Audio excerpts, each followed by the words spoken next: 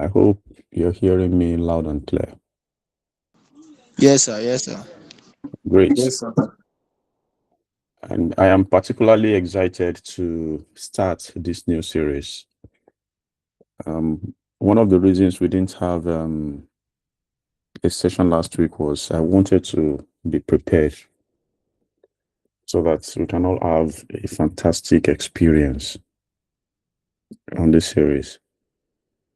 When I started out in this business, I started as a field engineer, essentially, a trainee engineer. So I was attached to an instrument engineer, and that was how I learned how to do tubings, terminations, and all of those things. So I grew into being an instrument engineer. Um, yeah, that was when I was with Macon Engineering, way back in the early 2000. And over the years, especially when I was studying for my CAP exam, I identified two aspects in this business. And I realized that, okay, those were the two places that captured my interest. And that's one of them is industrial communications, essentially how data moves from the process to the enterprise, where the bosses use it for decision making, where it appears on the dashboard, right? And the second is controls, um, where we talk about the algorithms, the mathematics that enables automation. Those were my very strong interests, and I decided that I was going to specialize in those two. Industrial communication enables system integration. If you have A, B, C, D systems from different manufacturers, if you cannot integrate them, then it's almost useless because that organization will be locked into one manufacturer, and it's not always a good advantage, because what if that company goes down? The company will take advantage of you in pricing and stuff, and then one company cannot provide your whole automation needs. So system integration, understanding how data moves from one system to the other, is very essential. So if my own system is using DAPO protocol and your own system is using ORE protocol, then if you understand the movement of data, you can then understand how to make DAPO protocol and ORE protocol to exchange information. Essentially, if I speak Yoruba and my brother speak Igbo, right? And there's one person that understands. Can you please mute? Can you please mute? Someone's, yeah, thank you. Right. And then there is one person that understands both Yoruba and Igbo. That person sits in between, takes Yoruba from me, translates it to Igbo, takes Igbo from Ore and translates it to Yoruba. And then we have a seamless integration and data exchange. Yes, Favor, did you raise your hand? Okay. So we have that seamless integration and data exchange, and that is the importance of industrial communication, and that's why we're doing this.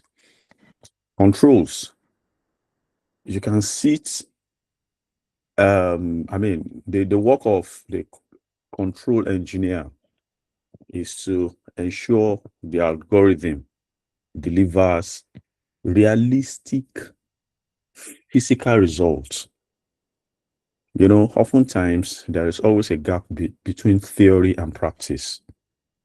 So the control engineer is proficient in mathematics and understands all the intricacies, all the constants, all the iterations and everything of the algorithm. And then he understands the process also.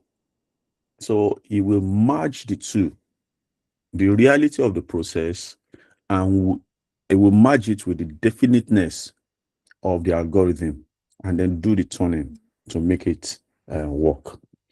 Some of you might have been following our discussion on the on the platform over the past few days. Unfortunately, I've not been able to contribute. I started the discussion, but I wasn't able to contribute as much. You know, the goal at the end of the day is that we all learn. I mean, we all take something away from there. But what I would drop here is this: for the goalkeeper, right? Or let me say this: for in controls, like I said, engineering is an intersection of three things, right? Cost, functionality, and sustainability. It is at that intersection that is where we engineer products. So if I'm going to create a product now, I want to create a product that is cost efficient, that my customer can buy, can afford. Then that cost efficient product must be functional, and then must be sustainable. That is, I'm able to produce it over a long period of time. It doesn't harm the environment, you know, a lot of things under that sustainability. Science, on the other hand, hardly cares about cost. Science is concerned with facts. So a scientist will say that I want to perform an experiment to prove that every object will fall at the same rate in vacuum, and then they will incur millions of dollars in building such a facility. Implement pumps to suck out air from that space and then perform that experiment, right? They are not concerned about cost efficiency or anything. They are concerned about discovering facts. When they discover the facts, we engineers now take those facts and then use it to engineer usable systems. 1 second, please.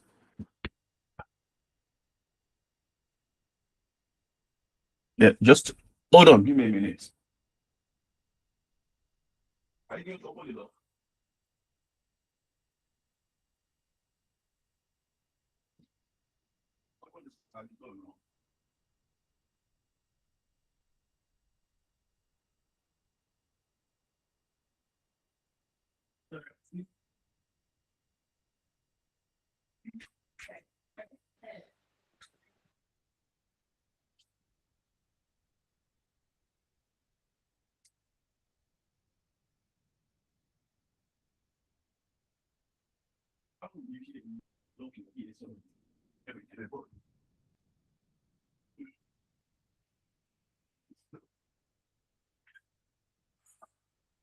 Yeah, apologies.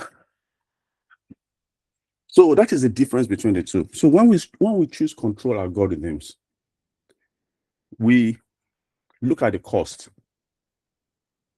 If I'm going to run a tank application, sorry, I'm out of breath. If I'm running a tank application, for example, I'm not going to use advanced algorithms. I'll use the basic ones. Even it's not all processes that require the full PID. Some will use just P controller, some PI controller.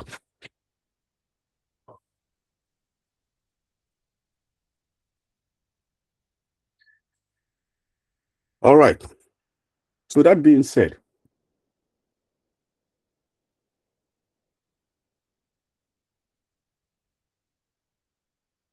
sorry, I ran upstairs and downstairs. I'm out of breath. I'm just catching my breath now.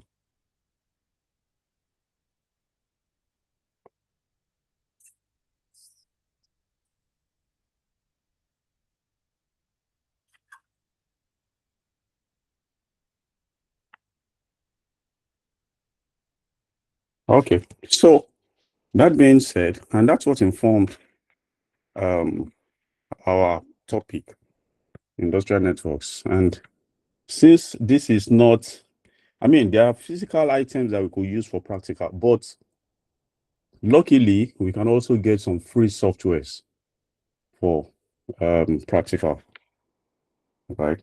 So today is essentially going to be an introduction into the series.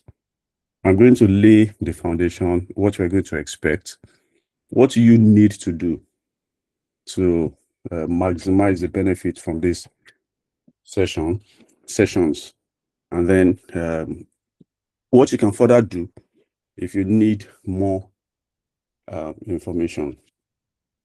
So I'll be jumping from Windows to Windows. What window?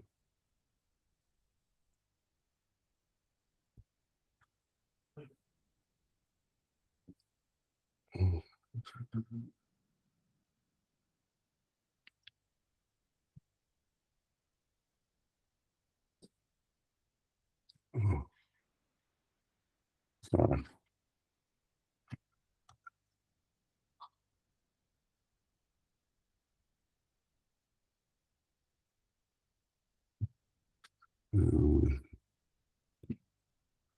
I'm trying to share.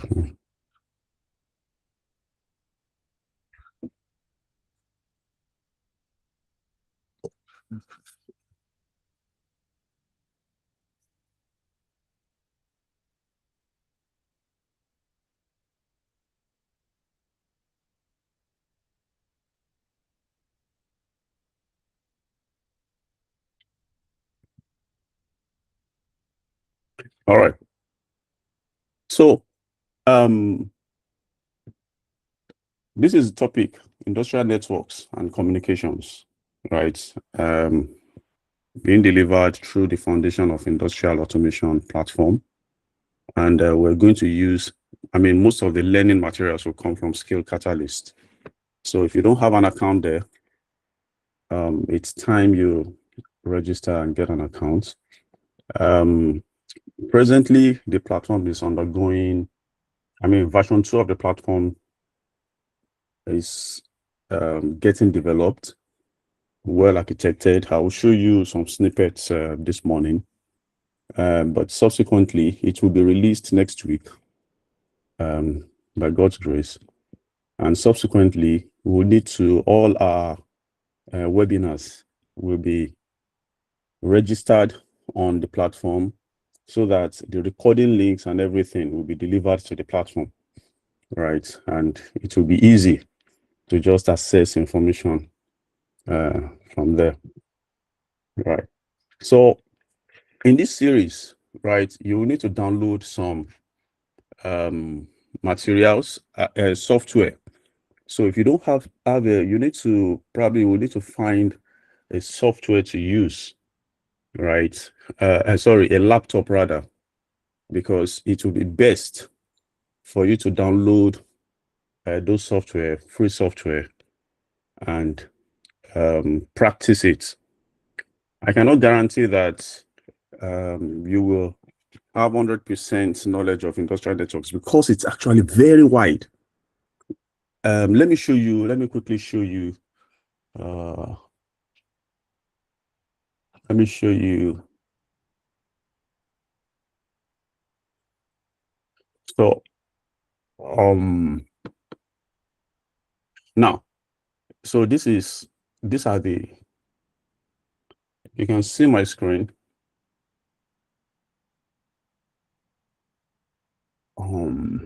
Type. Okay, yeah. So just on industrial communication, we have these foundations of this, just the foundation, right? And under it, there are up to 16 modules, right? Then focusing on protocols, looking at serial communication, RS-232, 485, Modbus TCP, Modbus RTU, OPC UA, Profinet basics, Ethernet basics, MQTT and edge messaging, focusing on this, we have 12 modules, right? And then network design and troubleshooting, we have all of this, right? So I'm just trying to say that a few weeks of what's it called now? A few weeks of webinar is not going to deliver all the knowledge you need when it comes to industrial communication. But the goal is we lay the foundation now, and then you can begin to build on it. While I'm here, let me quickly show you this. So subsequently, probably from the next class, this is where we'll be doing the registration, right? We'll do the registration. So once you go to this, I will share the site when it's ready. You do the registration, and then you will get the email, the link for the session. All right.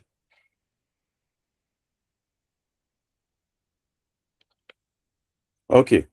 So there will be 4 sessions.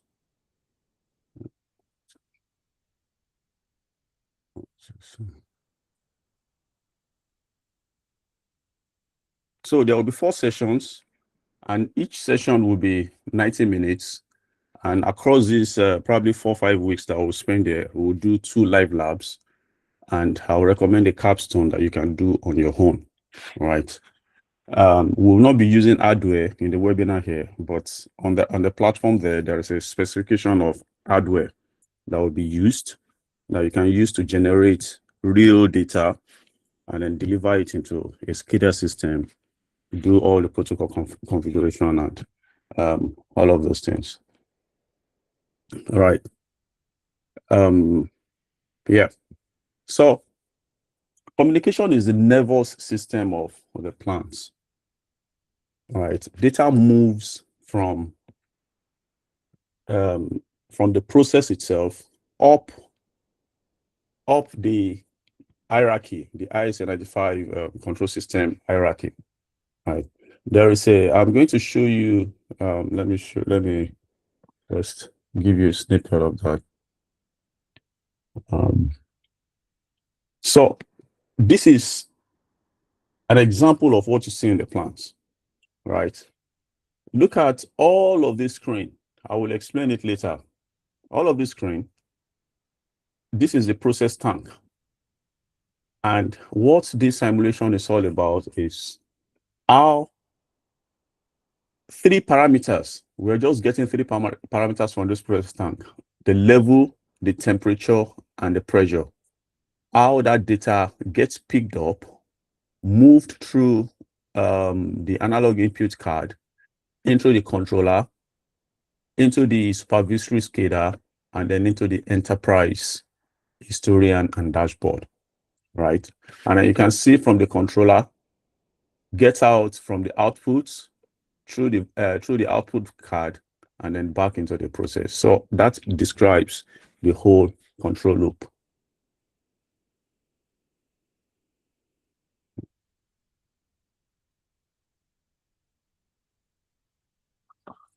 Okay, so we'll be looking at the signal. So from the process, your physical process, your pressure, temperature, level, and all of those things, right, gets converted into a signal, 4 to 20 milliamp signal, right? And then it moves. So for example, using the level transmitter, connects to the controller, then into the HMI or SCADA, and then historian, and then the dashboard. These are the types of information or signal. So you have your 4 to 20 milliamp, right, signal. You have your command, your start, stop, and set points. Then you have your status information. You have your health and diagnostics, right?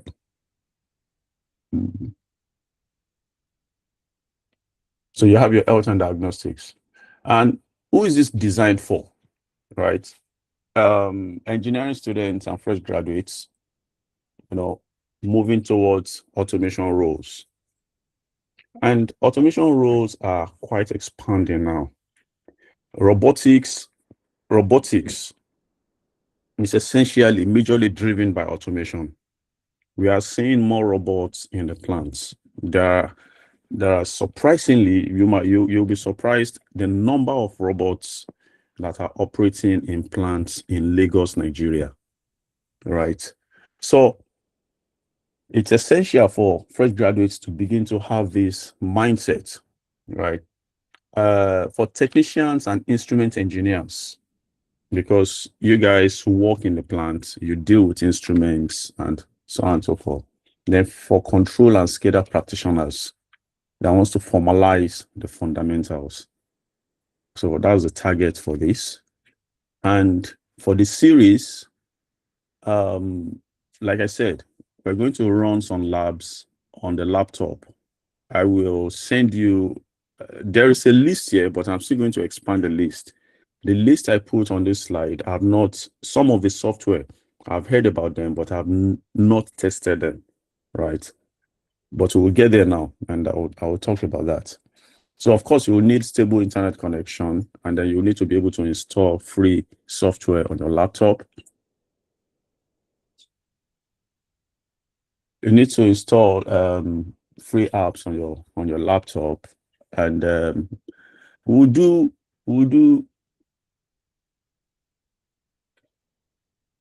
a bit of IP addressing. We'll do a bit of IT. Yeah. So one thing I forgot to mention, I used to have a CCNA certification, right, before getting into the industry, and that's one of the reasons why I enjoyed or I leaned towards industrial communication networks. I understood IT networks before I got into the process industry, right?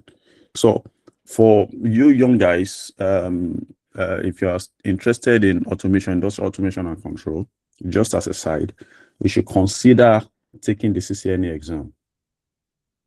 It's not directly relevant, but the knowledge and information that exam will force you to acquire will be very, very useful on the plant floor, because the PLCs, they have IP addresses. So you need to understand IP addressing. We use Ethernet, TCP, the TCP protocols heavily in the plants. When we're designing system architecture, we do a lot of segmentation. We create VLANs, right? We discuss DHCP, Dynamic Host Control Protocol, and all of those things. So that information is very key. So you can prepare for it. I mean, you can prepare for CCNA in 2-3 months, right? And just program it somewhere for your future. And again, if you have CCNA, you will be at a very good advantage to understand what is happening between the IT and the OT networks. But we'll leave that to a career talk later on. So optional, if you have a second screen to follow along, so that if you're building and configuring tags on your laptop, you are viewing it on the screen, it will also be helpful, right? And this is the series at a glance. We'll be looking at why communication and control matters, right?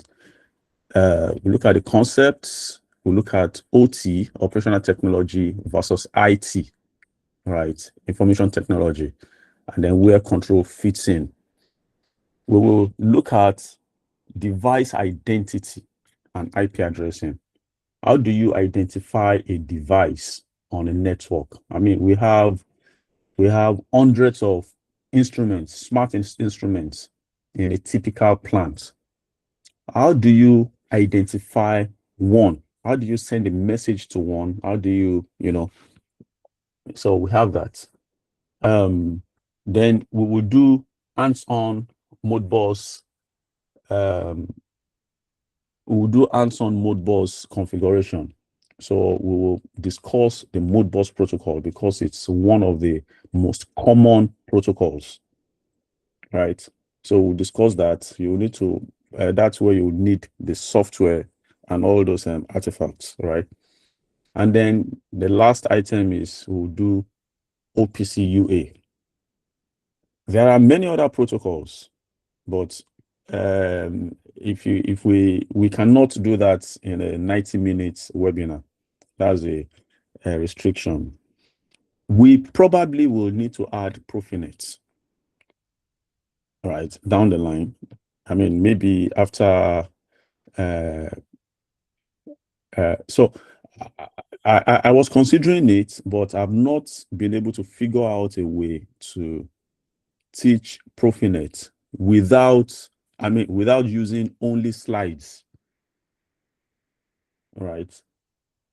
So if I'm able to figure out something, I'll add Profinet to it, and we'll just extend this by a week or two, right?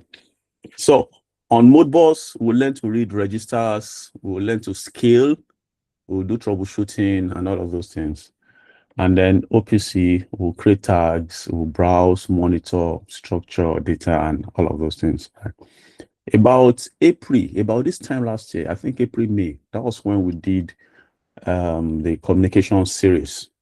And during that series, we did some hands-on. I mean, we downloaded applications and then did hands-on, right? And then you can do your own capstone, design a complete communication system for a pumping station, create your device list, your IP table, your Modbus map, your OPC tags, the data flow, your troubleshooting, and then the security, right? So these are the things we cover under why industrial communications, right? We'll look at the signal versus data versus command versus status versus alarm, right?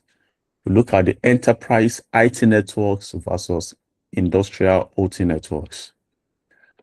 And we will look at why OT prioritizes availability, reliability, and uptime.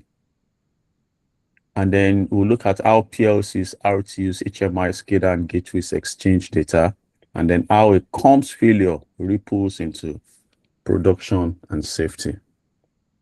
All right, so that we'll see the implication of a comms failure.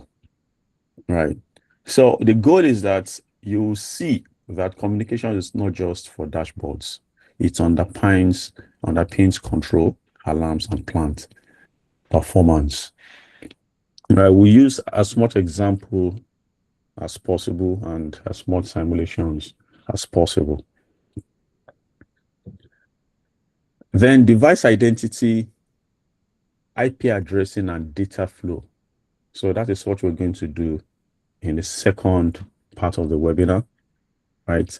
And that is when we begin to get technical, right? We look at asset tag versus PLC tag versus network address versus SCADA tag. All of these things, I mean, they are distinct concepts which we need to draw a line in between to identify each, right?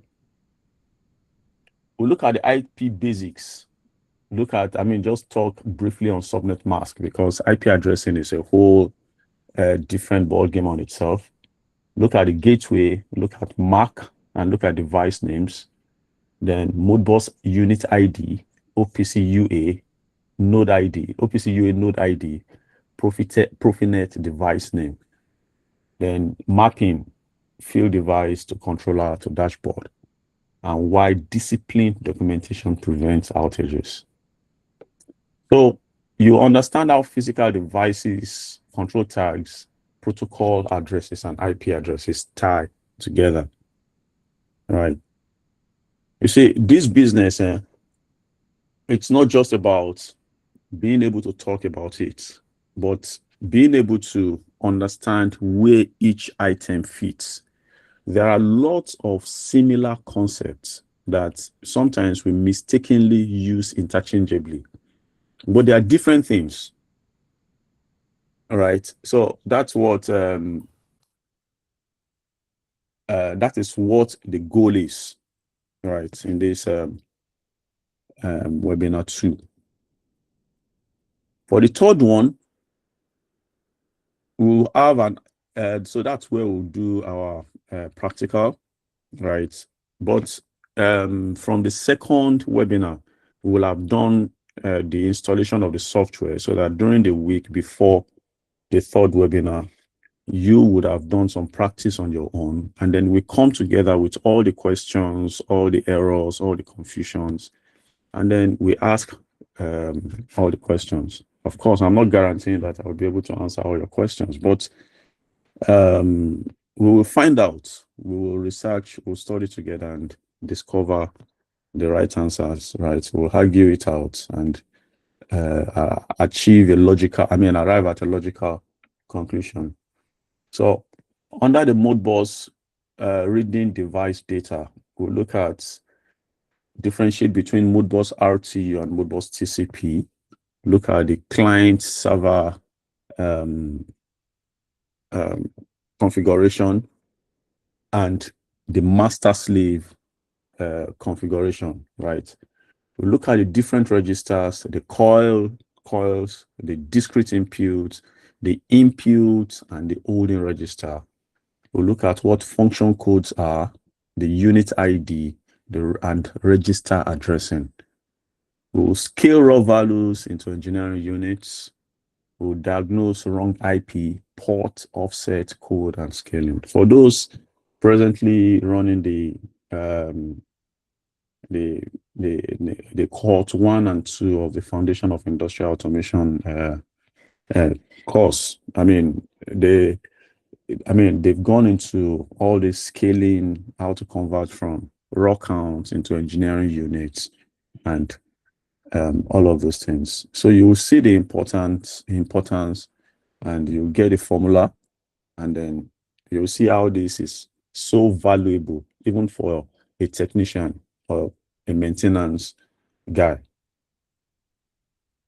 So you connect a Modbus client to a device, you read the registers, you apply scaling, and then troubleshoot live. That is the goal. I'm hoping, if time permits, we'll be able to download also a free SCADA application and then generate data, push that data over, generate data from the sensor, push that data into the controller, right? Then from the controller over Modbus, feed that data into a supervisory system, configure the HMI and everything, and then boom, right? And then the final one, webinar 4, we will look at the OPC UA.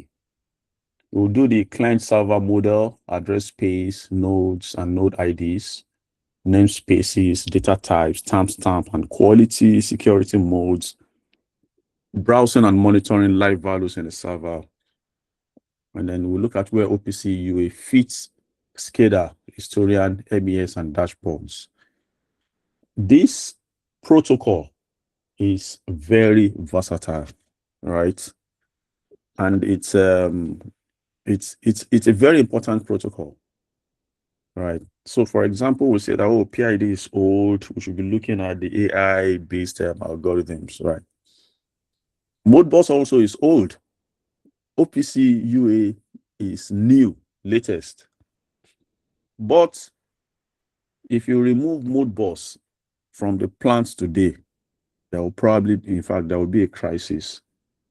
The same way, there are probably billions of processes that are resting on PID. And if we don't understand PID algorithm, how do we want to understand MPC? We categorize those ones as advanced algorithms, advanced control systems, right?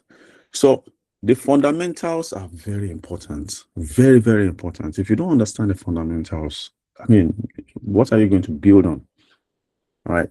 So you will see how this OPC UA, and I'm sure that I'm going to talk a bit about the evolution, because before OPC UA, we have OPC itself. OLE for process control. It's also called OPC. But OPC was a pain, as in it was an excruciating pain. To configure OPC on a system is painful, not to talk of configuring it between one laptop and the other one connected over a cable, where you need to do DCOM, COM and DCOM settings and all of those things.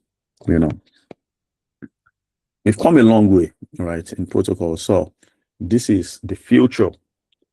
And many people look at OPC UA and they say, oh, okay, it's on the supervisory systems. But there are controllers presently that can speak OPC UA. So we'll look at all of those. And that's why it's important that you you get the software in advance and you begin to play with it, just for you to generate questions and understand what you don't know. And then we can all discuss it and clarify it together. All right. So the tool chain, right? The Q Mode Master, that's for, it's a Windows application. I don't use it because I use a MacBook. But I mean, you can download the Q Mode Master. You can download Modbus RSIM2, UA Expert, or ProSys. I prefer ProSys, and this is what I'm going to use in the for the lab, right? So we'll use ProSys. I'll show. I mean, we'll use Wireshark also. Definitely, we'll use ProSys UA browser, right? Just to show the traffic, right? There is ModeSIM also. ModeSIM, I will include that. I'll create a small document that I will drop on the group so that the recommended softwares, the free softwares that we can use or that we will use for the demo, right? But you can download any of this, ProSys and ModeSIM. That's what I'm going to use, right? Then there is ModeScan. So there are quite a number of them, right? Then so these are the two protocols we'll be focusing on. Tentatively 3, I mean Profinet, because of its versatility in manufacturing, right? So if you look at all of this, the data structure, the context, you can see Modbus is limited. Modbus has been in operation since the early 80s, right? And it's still a very strong protocol, right? So security, minimal by default, but OPC has built-in security, and that is what is making this OPC very versatile, right? Modbus was created when we didn't have cybersecurity challenges. I mean, the computer literacy globally was next to nothing. So there was no hacker technically then. So we only had researchers in computer science and stuff. All right. So that was the context when Modbus was created. So there was no inbuilt security at all.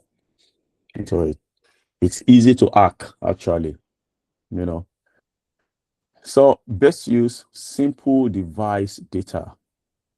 Simple device data. So that's why most of the controllers speak it, and many smart sensors can communicate Modbus. And then, so, but for OPC, you can see structured integration. It's a power engine for moving data, you know, across systems. And then typical users, you see PLCs, meters, RTUs, drives, and so on and so forth. And then you have SCADA, historians, MES, and so on and so forth. Right. So Modbus for simple device level data, OPC for structured integration, and a great way to bridge brownfield. What's the difference between a greenfield and a brownfield? Can someone tell me?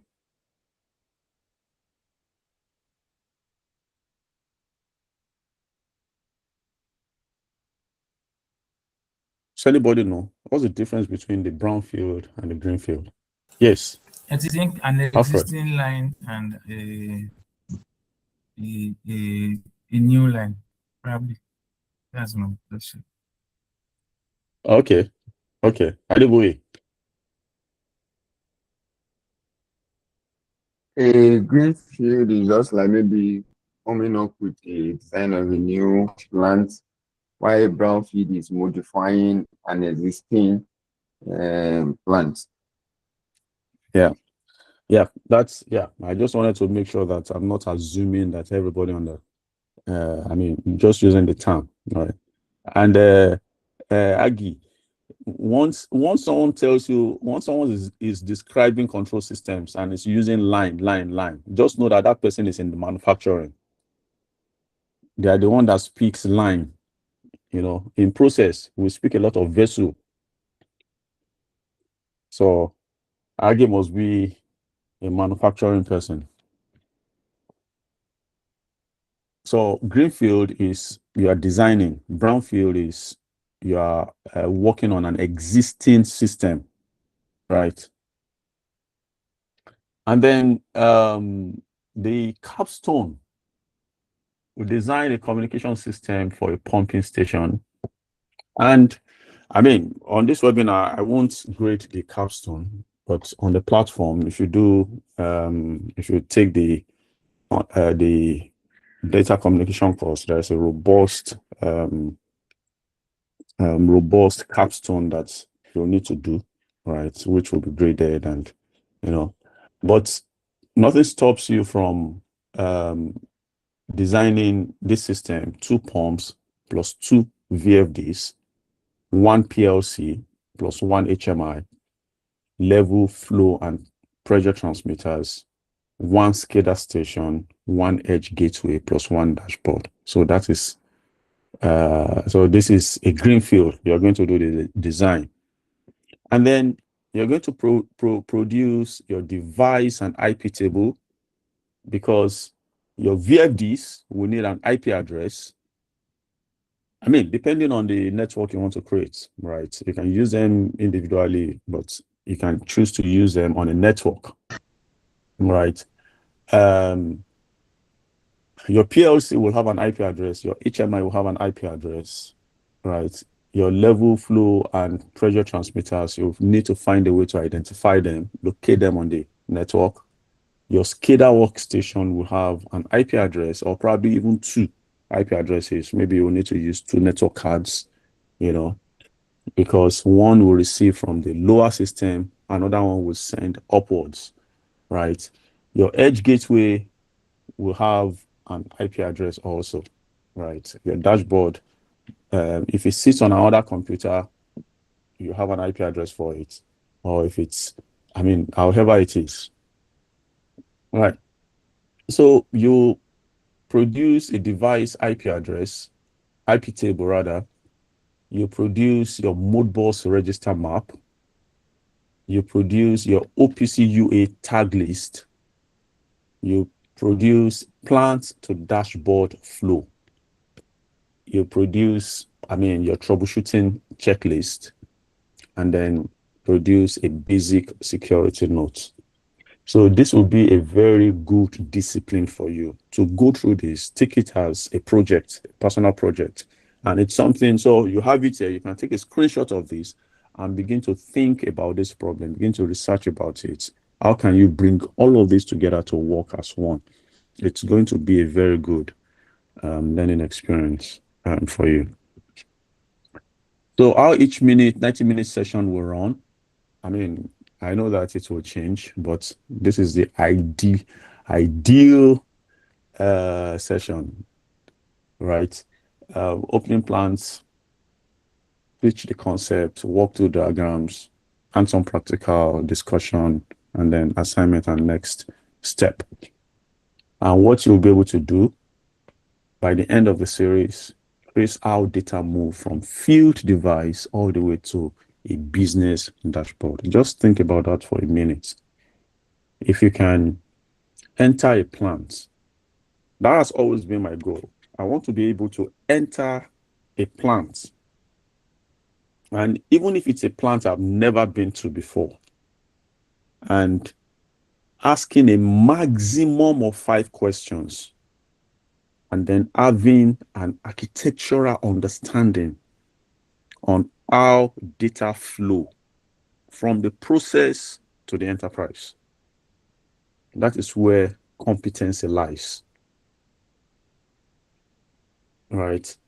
That's 5 questions, and then you understand how data flows from the process to the enterprise.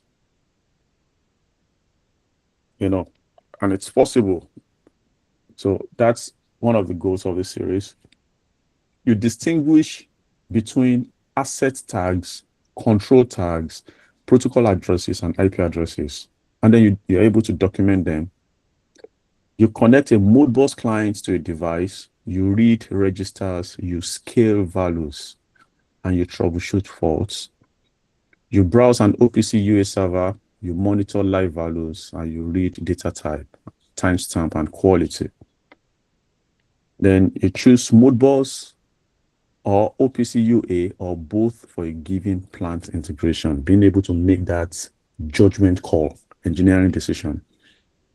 You sketch a complete pumping station communication design end to end. So this series introduces the concepts. The full course builds the competence. The full course will take probably 2-3 months or even 4 months if you choose to do it progressively. Those running the cohorts, both cohort 1 and 2, someone accused me that I put just 16 hours on a week program, but that person has been on that program for about 2 weeks. It depends on where you're coming on from the project. In terms of knowledge, but the courses are so comprehensive that it does not assume anything, right? So the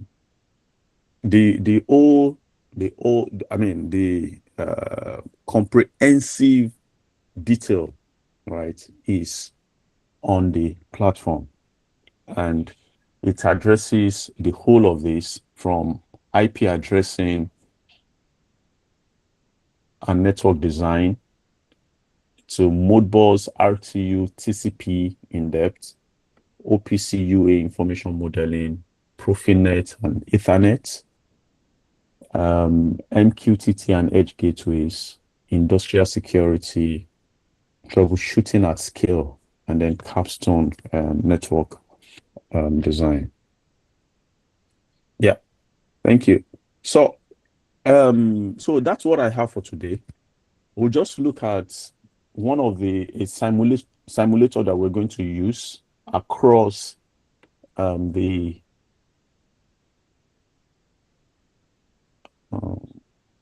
okay, it's even on the screen already. Yeah. Can you see my screen? Give me a thumbs up if you can see my screen.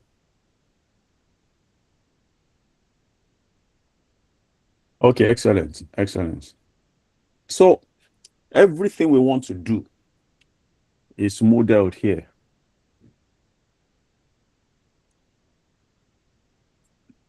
The normal, what's it called now? 4 to 20 milliamp. The normal control loop that we draw. I think that's your network. Or who is finding it difficult to read the letters on the let me see if I can increase my fonts. Who cannot read the letters on the fonts on the simulator? Sure. Okay, I've made it bigger now. But making it bigger, yeah.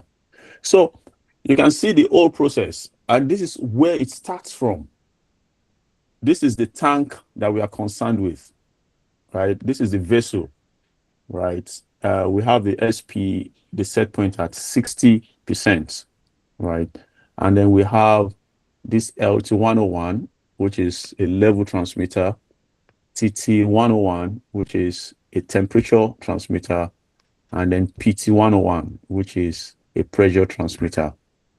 All of them pushing data, you can see 4 to 20 milliamp into the analog input card. All of them, they are communicating via 4 to 20 milliamp into the analog input card. I'll give this to you as an assignment. Go and figure out the function of this 250 ohms resistor inside this analog input card, right? Inside this analog input card, there is conversion between 4 to 20 milliamp to digital, right?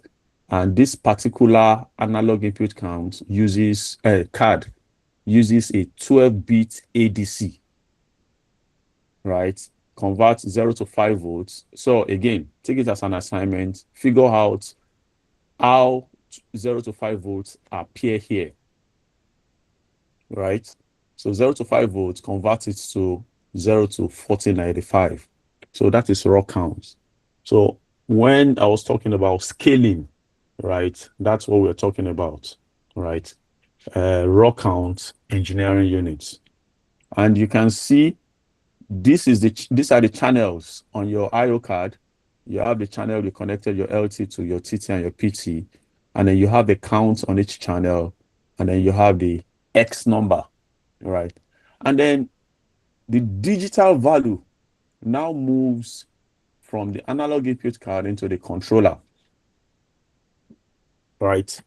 And then from the controller, two things happen.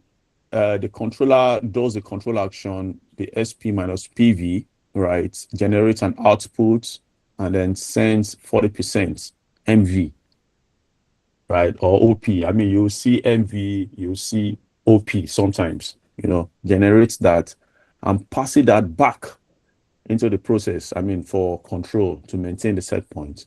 And at the same time, send data via Modbus RTU or TCP into the supervisory system, right? This 40001 is significant. It's a register type in Modbus, right? Right. So you can see all the Modbus registers there, right? 4001. This is where the level data is stored, and I'll leave it for you as an assignment. Mr. Toib, what's happening? Tell me.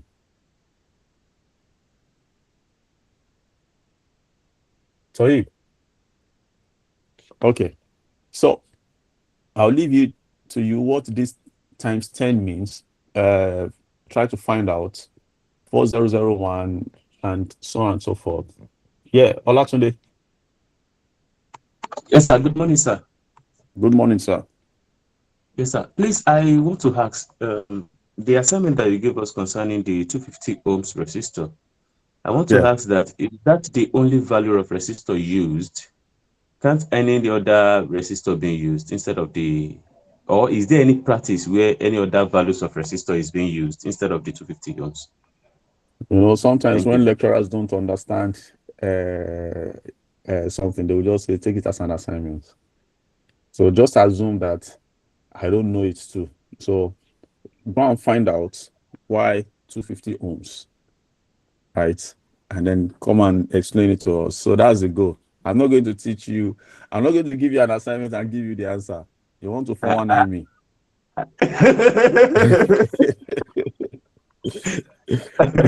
But it's in the me personally, I think probably if you look at my house, you'll probably find maybe, if I don't exaggerate, maybe 50 or even 100 250 ohms resistor somewhere. If you count every 250 ohm resistor,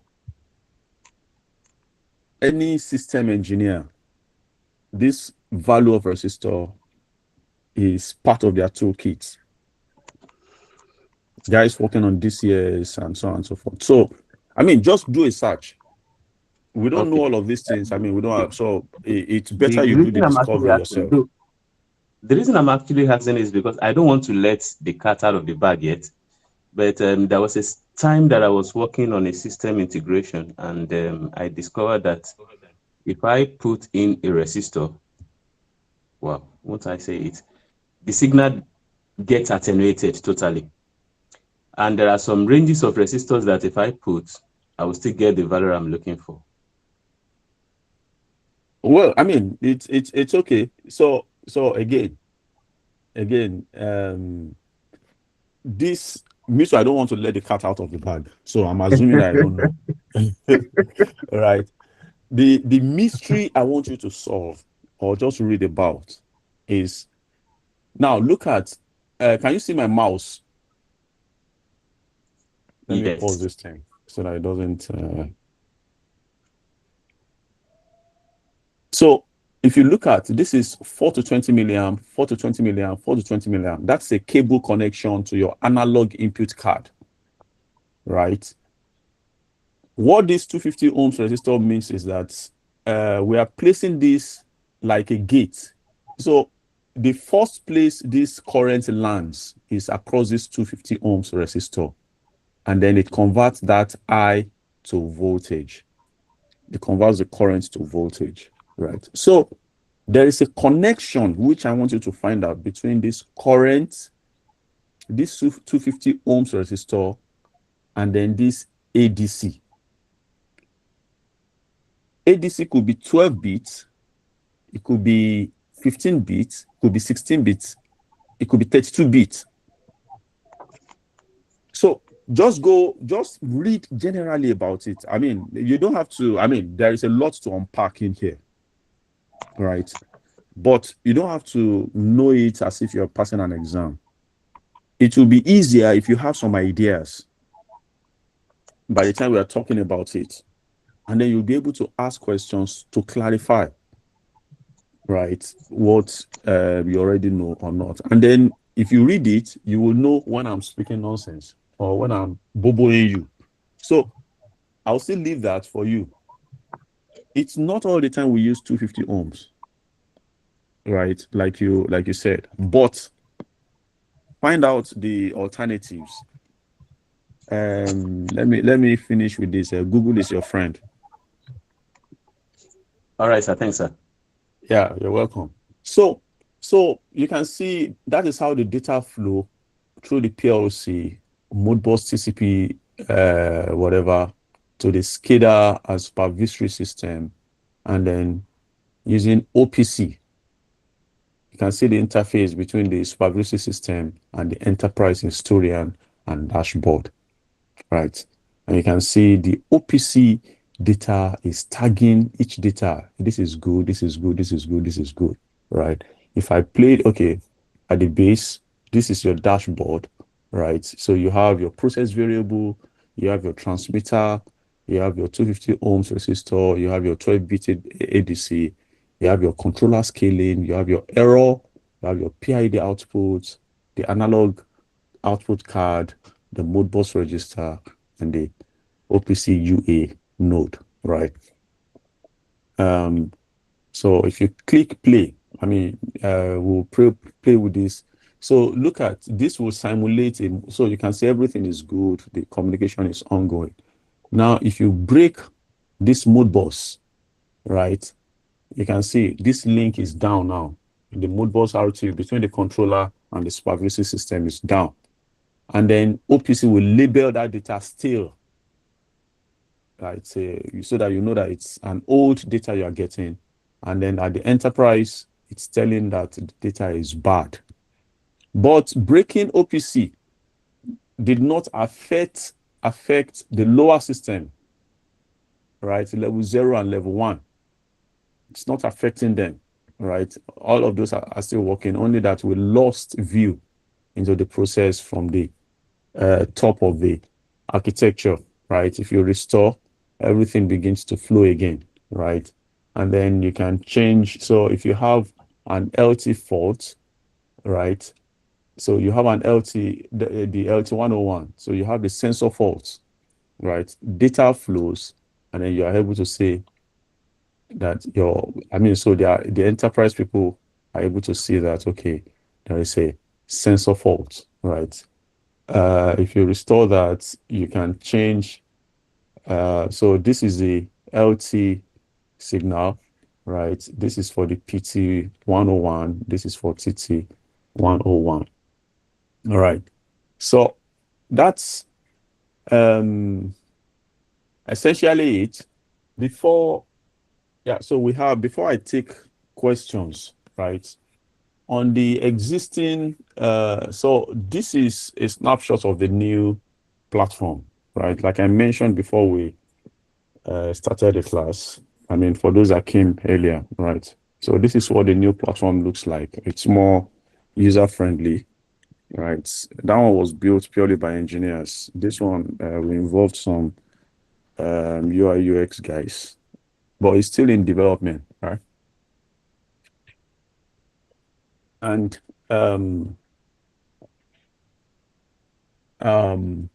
yeah, so that's it. The catalog, you have the catalog, and you can for some of the courses that has been populated, you can group them by type, by discipline, by level, and by hybrid, right? So you can do the grouping, you can do instructor-led, self-paced, and DA, D3, D4, D5 talks about the complexity, right? And then the one suitable for engineers, one suitable for technicians, all right? So you can do all those filtering. So like I said, so this is the foundation course. But that's not where. So this is the foundation of industrial automation and networking. And there are approximately, so you have these 16 modules here, another 12 modules here, and another 12 modules here, So those are the modules that makes up the, in the old platform, or not old, let's not call it, still the current one that we have. So we have a separator simulator.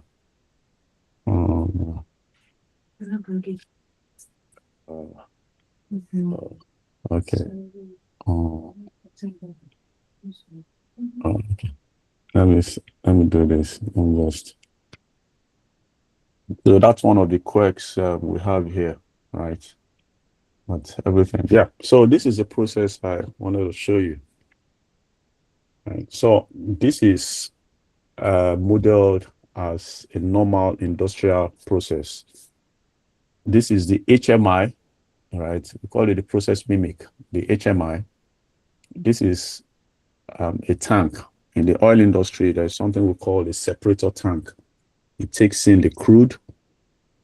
The crude comes as a mixture, as a liquid containing the crude itself that we desire, water, gas, and sometimes, in fact, sand. So it comes in as 3 fluids and the sand. The sand settles at the bottom, right? Then water by density goes to the bottom, then followed by oil, and the gas, of course, in the empty space there. So this vessel is very complex. The full implementation, you have numerous level transmitters because you need to understand the level of each. You need to pass the water to a particular system for further processing and purification before you discharge back into the environment. You need to pass the oil into subsequent processing and then into storage. And then the gas also, maybe you pass it into a compressor station you use for gas lifting, or you send it to flare to burn. So you have one input, multiple outputs. So it's a typical use case for running different control loops on one vessel, right? And these are the loops we are running right? The LIC 201 level, LIC 202, another level. So you can see level for water. This is oil level controller, and this is water level controller, and then PIC 201, which is for the gas pressure, right? We are not bothering with all the pumps and everything here. So these are the process values. So I can run this. You can see the simulation is working. So these are the process values. These are the outlet flows, right? The oil and the value, the water, its value, and then the gas, the value.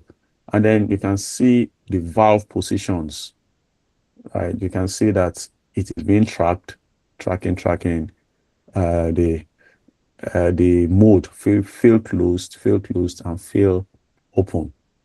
You don't want to, if you a PCV for pressure, you don't want to fill close. If you fill close and the pressure builds up, explosion is the next thing, right? For level, you want to shorten the valve so that you stop fluid from getting into the system, you know. And then all the sensor health. Who can tell me this sensor health? What kind of, based on what you have discussed this morning, what system or what protocol is giving us this status? LD.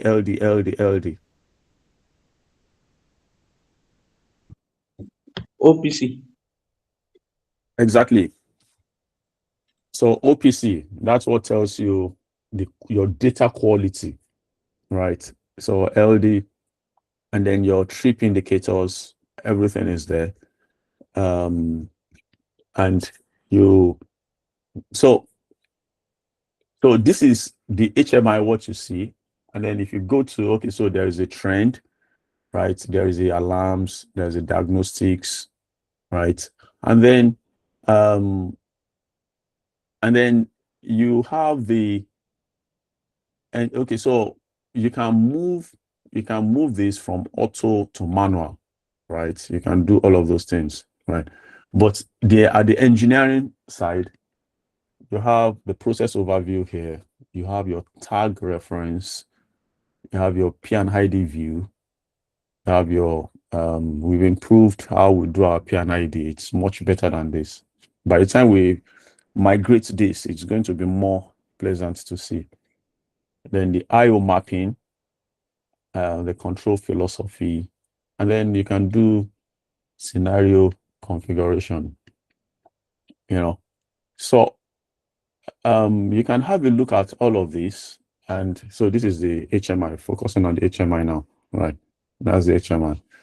So you can have a look at all of this and it will provoke questions. The mindset we are looking at in the next few weeks is how do we move and process data? How does the operator in the plant generate data and it automatically gets to the CEO in the form that is useful for the executive?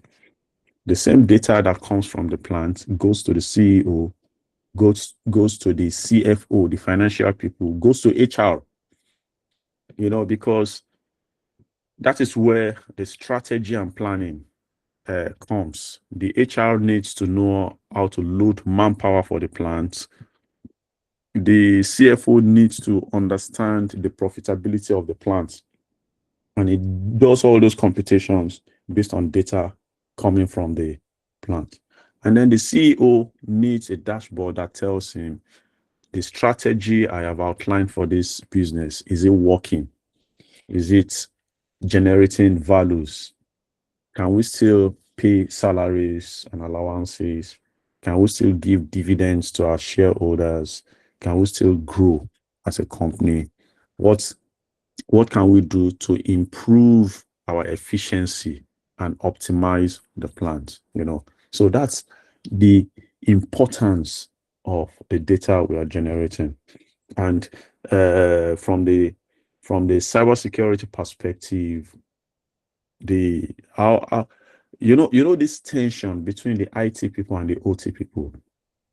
The IT people assume that they understand the OT networks, you know, but which is not so, because the priorities are different. what the IT people want, what they prioritize in a network is not what we prioritize. Right? IT people, if anything happens to a computer now, they'll just ask you, restart it. But can you make a decision? How do you? Someone should tell me if you work in a plant and you probably work with PLC, how do you make a decision to restart a PLC? Can you make that singular decision? That okay, this PLC, I want to restart it for some reason.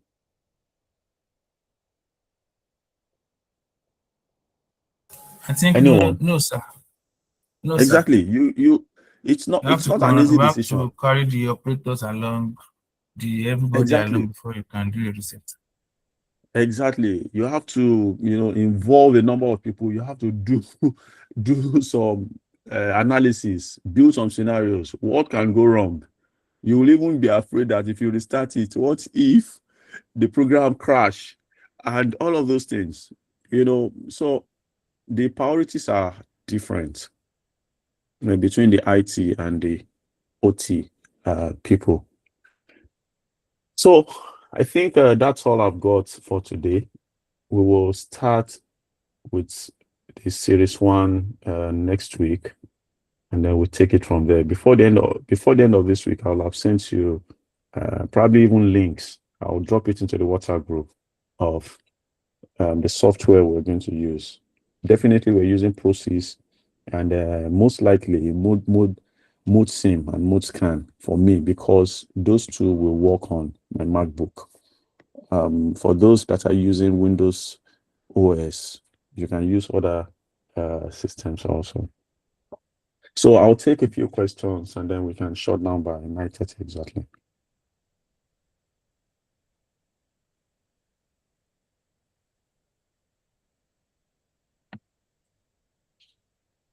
Any question?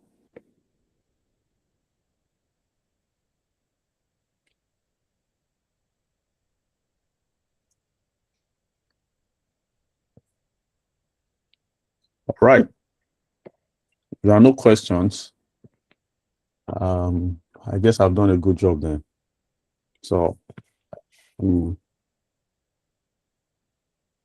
oh, sorry. What? I missed that question, Salome. Can you type it into the chat or ask again?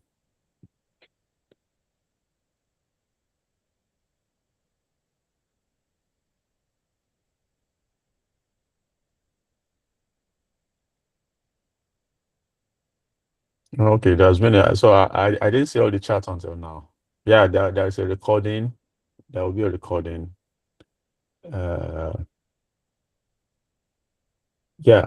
Someone will drop the Skill Catalyst. It's just skillcatalyst.com. Yeah.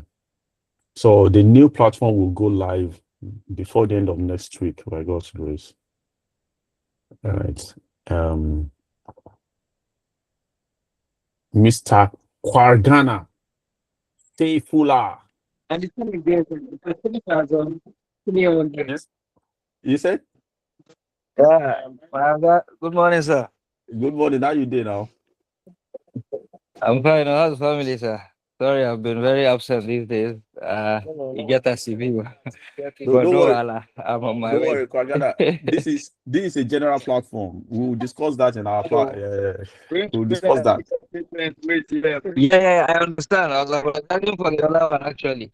So, but in any case, yeah, what I wanted to ask is that so this particular course, is it I saw that I think it's available on the portal, correct?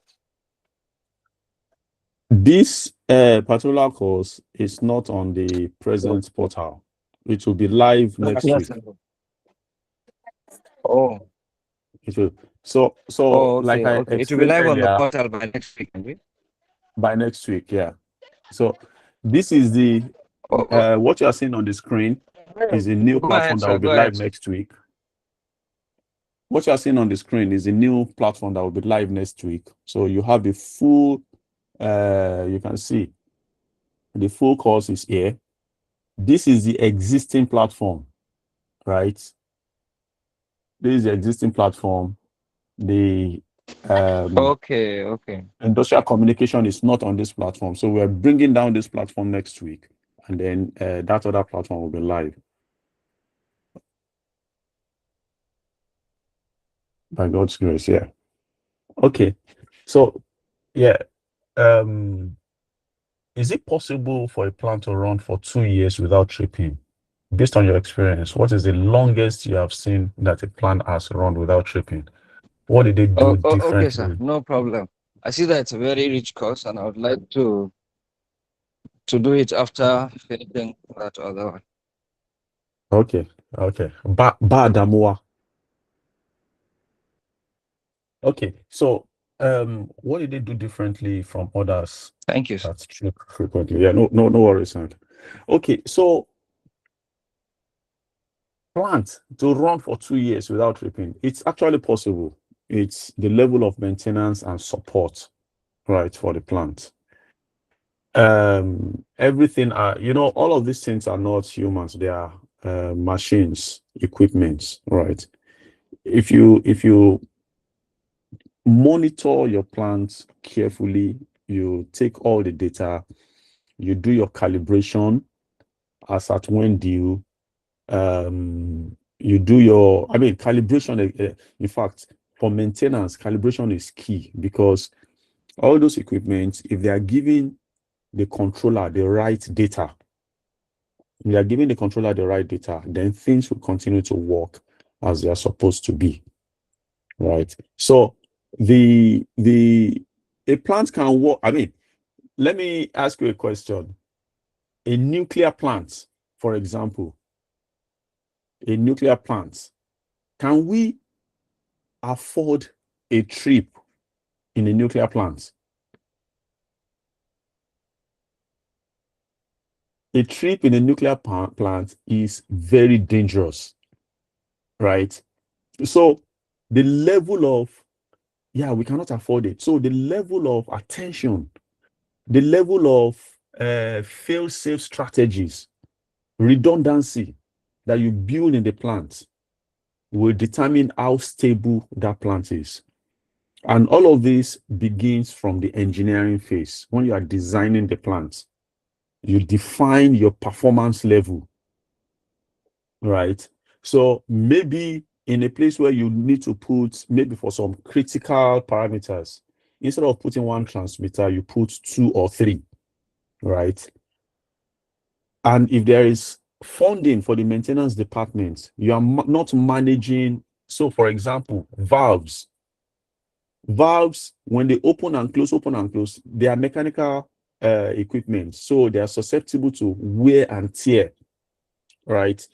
And if you are monitoring their wear and tear, you are doing your tuning regularly and all those practices, the plant will go for as long as possible. For example, one of the reasons we have the SPC algorithm, the statistical process control, is for you to be able to look at an equipment and be able to forecast that, okay, this equipment is going to fail in another 2 or 3 years, right? And then once you have that information, you pick the instruments. You already make a procurement and keep that instrument in your warehouse, so that just before the performance begin to degenerate outside the tolerable range, you swap it.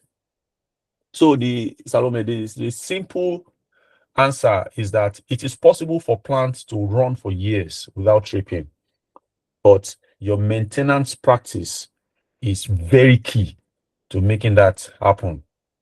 Right. I am new and I enjoyed the class today. Thank you very much. Yeah, you're welcome, man.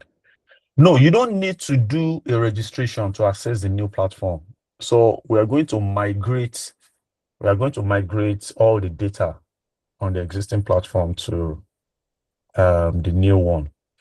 Because it's an IT whatever, if anything goes wrong, people that are not properly migrated will contact them and give them directions on how to get it on. So you don't need to do any registration on it, right? The platform, this is a private whatever that I'm showing, so it's not even, So, yeah.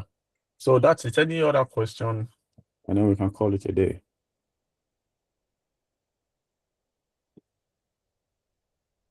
All right. So let's get ready. It's going to be an interesting few weeks coming. And then the registration for the third cohort of the Foundation of Industrial Automation will end, I think, this week. Orelua, is that correct? Ore, are you on the? Yes, sir, on Friday. Okay, yeah, it's ending this week, right? Yes, sir. Next week. Yeah. Next week, Friday. Okay, on Friday. Okay, yeah, so that we start the upper week. So, and this is a course, 6 weeks of intensive, people that are doing it presently. You need to ask them what the experience is. From introduction to industrial automation, sensors and transmitters, control valves, PLC programming and logic, SCADA, HMI and alarm management, and then safety systems and standards. And the simulator is very fantastic. Right, so this is a smart mix simulator, right? And it explains process and loop anatomy. You can play. So once you start it, you can move from auto to manual.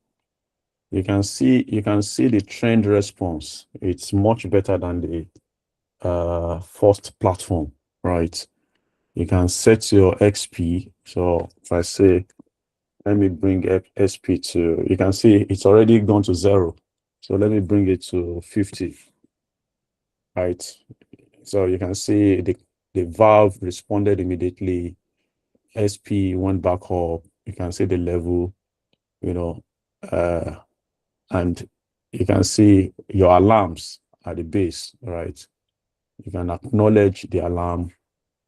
It is exactly what you see on a normal HMI page, right? And you can also demonstrate what we call bumpless transfer, right? Changing from manual to auto. In manual, you can adjust the valve position, let's say 40, right? You can adjust the valve position, but SP doesn't work. The set point doesn't work in manual, right? And then you move from manual to auto.